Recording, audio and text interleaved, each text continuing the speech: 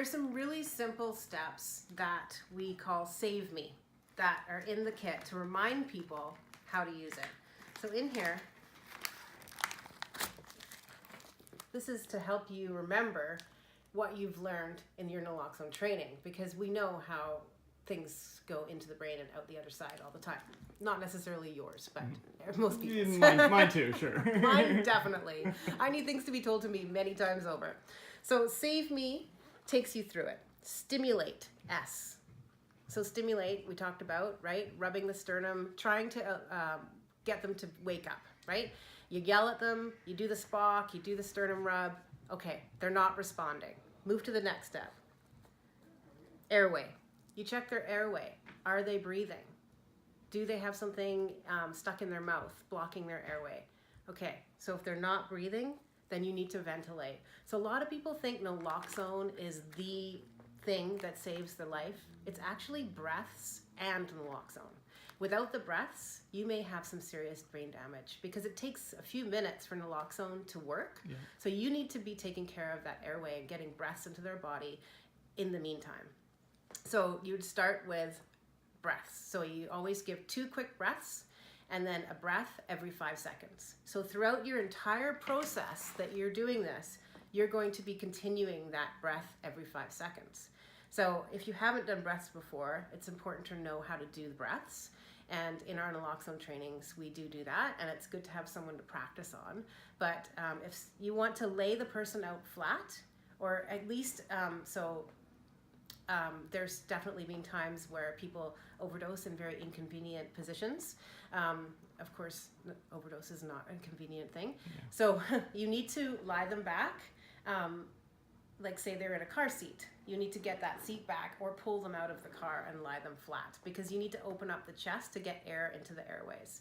Then you need to tilt their head back and pinch their nose. Okay. So very important to remember to pinch the nose. And when you tilt the head back, you can use one of these. In the kit, there's a way better one than this. I'll show you that. So it has,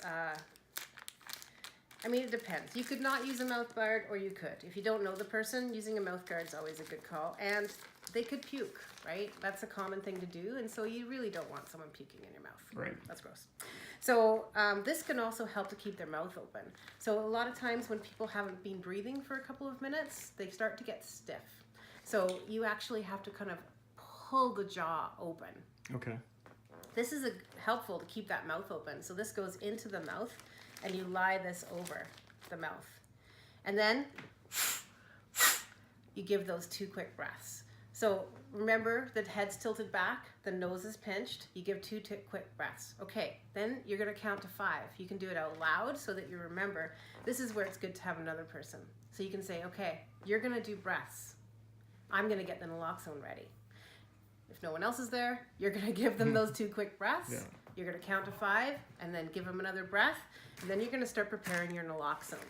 So in this kit, there's 3 vials of naloxone. Each one has 3. So these look different than the ones that I've seen, but it's okay. A lot of times, they're in these vials, naloxone concentrates in the top of the vial, so you want to make sure they're getting the entire thing. So you want to swirl down the naloxone into the bottle there. See it drop down from the top. In each kit comes with these plastic tops. You put them on top, and then you can break it like that.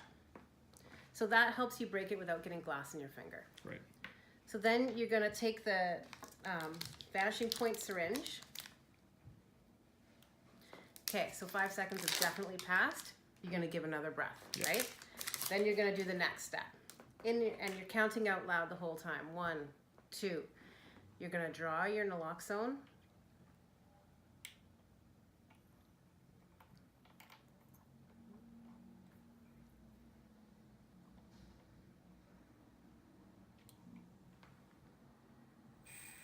And you draw the whole thing?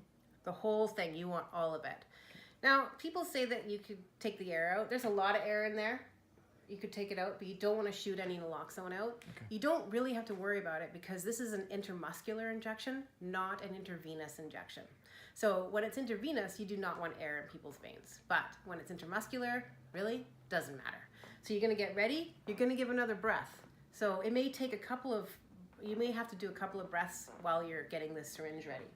So this is going to be our body for today. Okay. The poor orange has had an overdose.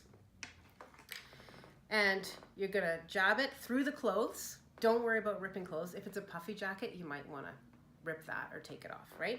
But leg into the thigh. So you can do into the thigh. You want to pinch and jab. Or you could do it into the arm or into the butt. Okay. Those are the 3 places. We're going to do it into the leg of the orange. So you want to jab and then slowly inject. All the way in until you hear it click. You press this orange button, clicks see the syringe is gone, the needle's gone, it's gone back inside. So now you're not worrying about a sharps lying around. You can throw that aside, give them another breath. You're going to get someone to set a timer now. You're going to set it for 3 minutes. And you're going to keep giving breaths every 5 seconds. It's probably about 45 breaths in the meantime while you're waiting for the naloxone to work. So how do you know it's worked? Oh, you know. It's like rising from the dead. Okay. If someone's unconscious and not breathing, they will sit up. They will take a deep breath. Sometimes you have to remind them to breathe, tell them where they are, because they're going to be very disoriented. Mm-hmm. They may be feeling pretty dope sick as well, because if you're a regular opioid user, then withdrawal symptoms can be very intense which is a lot of the reasons why people can't stop, because of those withdrawal symptoms are so horrible. Okay. So if you give them naloxone, they will go directly into withdrawal. So that can be a problem. They can be angry, they could be in pain, they can be dangerous for them. So having that 911 call and having someone come in and do that secondary help is going to be very important at that time. For someone who's not a regular opioid user, withdrawal probably won't happen, but they're going to be surprised, and you're going to need to say, remember to breathe. Hi, I'm so-and-so. This is what happened to you. You need to come back to us. Bring them back, right? Okay. So if they wake up and they start breathing again and they start, you're seeing that they're alert, you don't need to give them another vial of naloxone. But the fentanyl is so strong now that people are saying that it took 5 vials of naloxone to bring them back. So a lot of people are doing 2 shots of naloxone immediately. So how do you know if you need to do another one right away? Okay, so you're gonna, when your alarm goes off, right? Because you're gonna set it for 3 minutes. If they're still not breathing and they're not awake in that time when that alarm goes off, give them another shot right away, right? And then keep breathing. If that doesn't happen, give them another shot in another 3 minutes. And you're breathing the whole time. Okay? So you wanna keep doing that. I don't know what the protocol now is around whether you should give 2 right away or just 1. It might be good to check on that. I know in the ambulance, I think they just give 2 right away, but we're still saying start with 1 and work your way up. Okay. So, and once where do you get naloxone kits? BC CDC, BC Center for Disease Control. Okay. They're the ones we order them. We give them out here. So when people get trained, you'll get a naloxone kit today when you leave here. We're actually starting to give 2 kits out to people because it's taking so many vials, and you only get 3 vials in each kit. Then you might need more, right? So having those 2 kits is going to be important. It's important to remember that they could re-overdose, so you need to tell them that. The person that wakes up, make sure they don't wander off, make sure someone stays with them. And, sometimes they can be convinced to go in the ambulance so they can watch them. If the ambulance does come, then that's going to be something.